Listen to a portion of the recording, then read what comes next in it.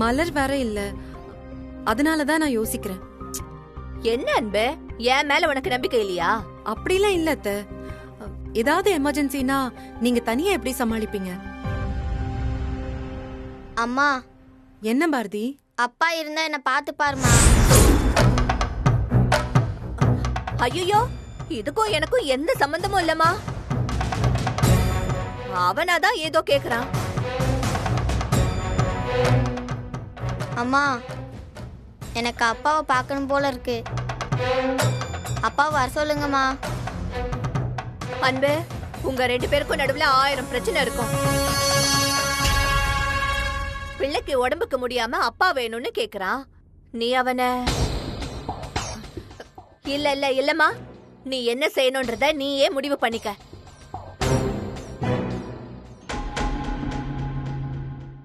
கீதா, வா நம்ம கிளம்பலாம். நான் வரேன், நீங்க பாரதியை பாத்துக்கோங்க. பாரதி, பாட்டி கொடுக்கற மாத்திரைய ஒழுங்கா நீ சாப்பிடணும், சரியா? அம்மா சீக்கிரமா வந்துடுவேன். என்னத்தா பதில் சொல்லாம போனா எப்படி? நான் வேணா அவனுக்கு போன் பண்ணி வர சொல்லட்டுமா? அப்பன பார்த்தாவது இவனுக்கு உடம்பு சரியாகுதான்னு பாப்போம்.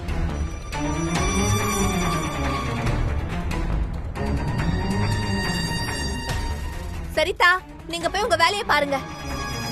என்னடி இது, இப்படி கொண்டு வந்து வண்டி நிப்பாட்டிட்ட? எப்பா, இப்ப வண்டியை ரிவர்ஸ் தான் எடுக்கணும். ஆமா, ரிவர்ஸ் தான் எடுக்கணும். நான் இல்ல, அவங்க. யாரு? நான் நிறுத்தினா?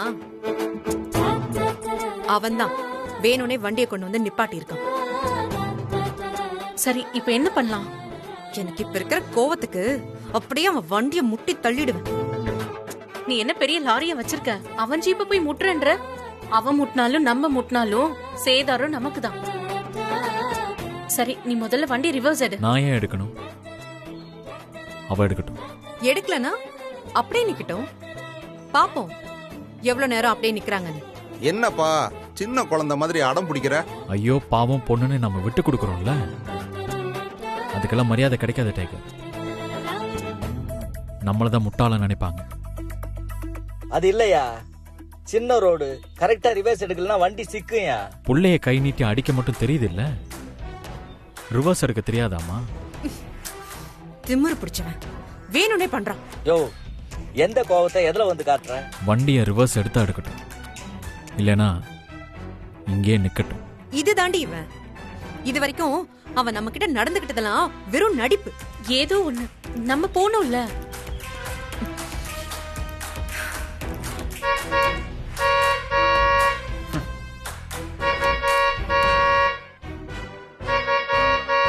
யோ, வண்டி ரிவர்ஸ் எடியா. ஆமா, பெரிய மகாராணி ஹார்ன் அடிக்கிறாங்க. அவங்க ஹார்ன் அடிச்சா நம்ம பயந்துகிட்டு ரிவர்ஸ் எடுக்கணுமா?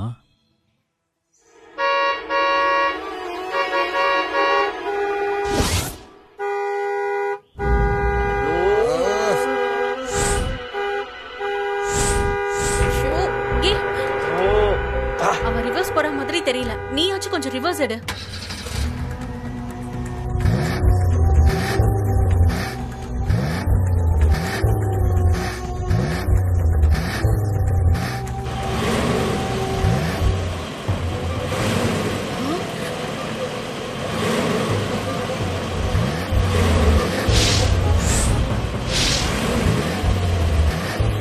எதுக்கு பிரச்சனை பெருசு பண்ற?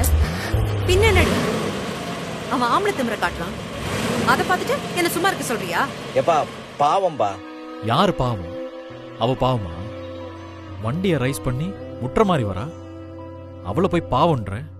சிவா, சீக்கிரமா ஒரு முடிவு எடு. இப்ப பாரு.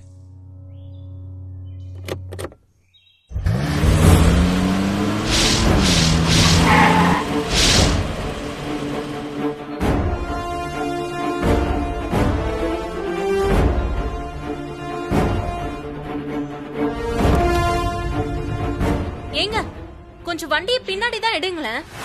ஏங்க, சொல்லி பார்த்தாச்சுங்க, கேக்குற மாதிரியே இல்ல. நீங்க பின்னாடி எடுங்க. ஏங்க, உங்களுக்கு தான் சைடுல அவ்வளவு இடம் இருக்குல்ல, நீங்க போலாம்ல.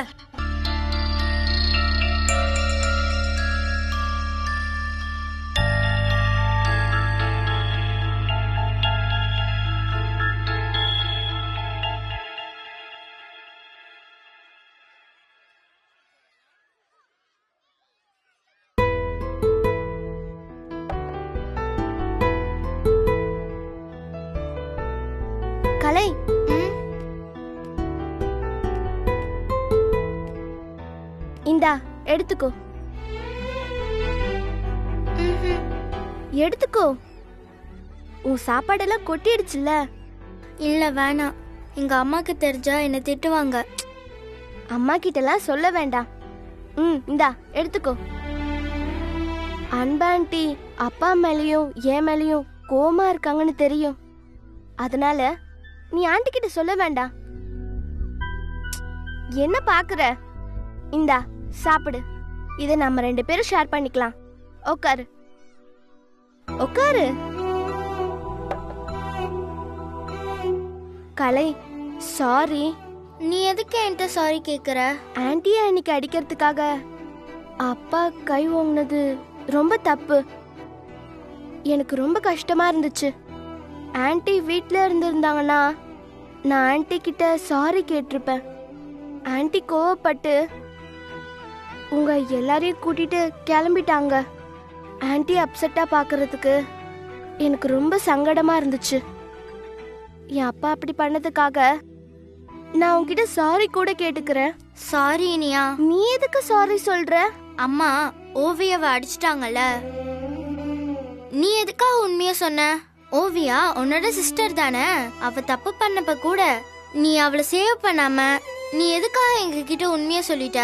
ஓவியா பண்ணது தப்பு, அதனாலதான் நான் உண்மைய சொன்னேன். உனக்கு எங்க அம்மா மேல கொஞ்சம் கூட கோவமே இல்லையா?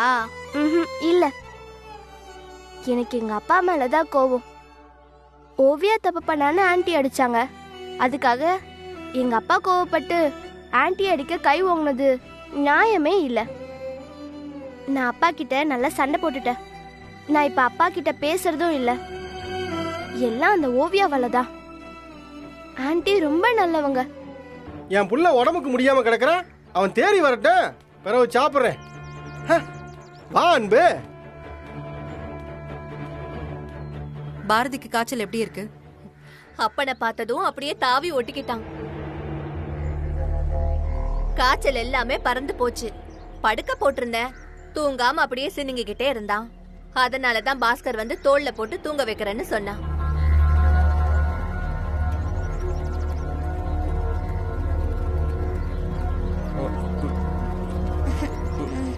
ஒன்னும் இல்ல தம்பி, ஒன்னும் இல்ல.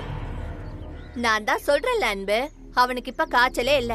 தர்மாமீட்டர் எல்லாம் வச்சு பாத்துட்டேன். மலருக்கும் போன் பண்ணி பேசிட்டேன். ஒன்னும் இல்லன்னு சொல்லிட்டா. பாரதிய கொடுங்க, நான் பாத்துக்கிறேன். இல்ல அன்பு, இருக்கட்டும். வேலையெல்லாம் பார்த்து நீ டயர்டா வர, நீ போய் ரெஸ்ட் எடு. நான் பிள்ளைய பாத்துக்கிறேன், போ. ஆமா ஆமா, பாரதியும் இவன் மருந்து கொடுத்தாதான் சாப்பிடுவேன்னு அடம் பிடிச்சான். மடியில படுக்க வச்சு இவன் தான் கஞ்சி ஊட்டினான். எனக்கே ஆச்சரியமா இருந்தது, கிழவி கணக்கா இம்புட்டையும் பண்றானேன்னு. அப்புறம் நெத்தியில பத்தெல்லாம் போட்டான். இவன் தோல்லையே படுத்து தூங்கிட்டான். நீ போ அன்பு, நாங்க இவனை பாத்துக்கிறோம். அன்பு, தேங்க்ஸ் அன்பு. இப்போ என்னத்துக்கு தேங்க்ஸ்? இல்ல, தீபாவளி அன்னைக்கு கோவத்துல என்னென்னமோ பேசிட்டேன். அதை எதையுமே மனசுல வச்சுக்காம என் பிள்ளைய பார்க்க பர்மிஷன் கொடுத்தல, அதுக்குதேன். என்ன பாக்குற? இதெல்லாம் உன்கிட்ட சர்டிஃபிகேட் வாங்குறதுக்காக பண்ணல. நமக்குள்ள 1000 பிரச்சனை இருந்தாலும் பாரதிக்கு ஒண்ணுனதும் உடம்பெல்லாம் ஒரு மாதிரி பதறி போச்சு. 1000 வாட்டி அம்மா கிட்ட கேட்டேன், அன்பு கிட்ட சொன்னியா? அன்பு சரின்னு சொன்னாலான்னு கேட்டேன். அம்மா ஆமான்னு சொன்ன பிறகுதான் நான் கிளம்பி வந்தேன். யாரு இதை வச்சுக்கிட்டுலாம் நான் வேற எதையும் எதிர்பார்க்கல. பிள்ளைக்கு உடம்பு சரியானதை நான் ஓடி போயிடுவேன். பாஸ்கர் வேற அவனை தோல்ல தூக்கி வச்சிருக்கான். இப்ப நான் என்னதான் பண்றது? என்னடி லூசு மாதிரி பேசுற? பாஸ்கரே ஒரு ஃப்ராடு. நீ இப்ப மென்டலா வீக்கா இருக்கன்னு தெரிஞ்சுக்கிட்டு மறுபடியும் வீட்டுக்குள்ள வரத்துக்கு பாக்குறான். நீயும் பரவாயில்லங்கிற மாதிரி இருக்க. எவன் தான் நல்லவன்? என்னடி சொல்ற? பாஸ்கர் கெட்டவன். அப்ப நல்லவன் யாரு? அந்த சிவம் நல்லவனா? இத பாரு, நான் அந்த சிவத்தை ஒண்ணு நல்லவன்னு சொல்ல வரல. நமக்கு அந்த சிவத்தை ஒரு 3-4 மாசமா தான் தெரியும். ஆனா நீ இந்த பாஸ்கர் கூட 10 வருஷமா குப்பை கொட்டிட்டு இருக்க. அவனோட யோகிதை என்னன்னு உனக்கு நல்லாவே தெரியும். உன்னையும் குழந்தைங்களையும் நடு ரோட்ல விட்டுட்டு போனான். காசு பணத்துக்காக அந்த பேங்க் மேனேஜர் கிட்ட உன்னையும் விற்க பார்த்தான். அப்படிப்பட்ட அயோக்கியடி அவன். இதெல்லாம் நீ மறந்துடாத. என்னடி நான் பாட்டுக்கு பேசிட்டே இருக்க, நீ அமைதியா இருந்தா என்ன அர்த்தம்? இந்த பாஸ்கர் கெட்டவன். எனக்கு தெரியும். இந்த உலகத்துல ஒரே ஒரு ஆம்பளையாவது நல்லவனா இருப்பான்னு நான் எதிர்பார்த்தேன். என் நம்பிக்கை பொய்யாயிடுச்சு. எல்லாரும் ஒரே மாதிரிதான். இத பாரு அன்பு, நான் மறுபடியும் சொல்றேன், உனக்கும் சிவத்துக்கும் பிரச்சனை. அதுக்கு காரணமே நீ சிவத்து மேல வச்சிருந்த அன்பும் நம்பிக்கையும் உடைஞ்சிருச்சு. அந்த கோவத்தையும் ஏமாற்றத்தையும் நீ சிவம் மேலதான் காட்டணும். அதை விட்டுட்டு அவன் மேல உள்ள கோவத்துல பாஸ்கரை மறுபடியும் உன் லைஃப்ல நுழைய விட்டுறாத. 2 நாளைக்கு முன்னாடிதான் உன்கிட்ட இருந்து பாரதியை பிரிச்சிருவேன்னு நோட்டீஸ் கொடுத்துட்டு போனான்.